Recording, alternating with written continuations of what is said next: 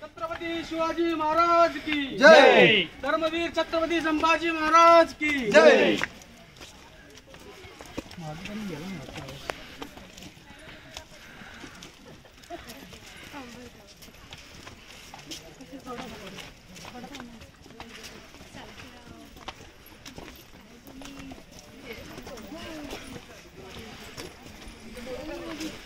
मला म्हणते काय करत होती बेटा? माऊ घेऊन यायची नाही. माऊ खूप वेळी कुठे होती? पहिला प्रश्न आहे. आणि मम्मी बाबा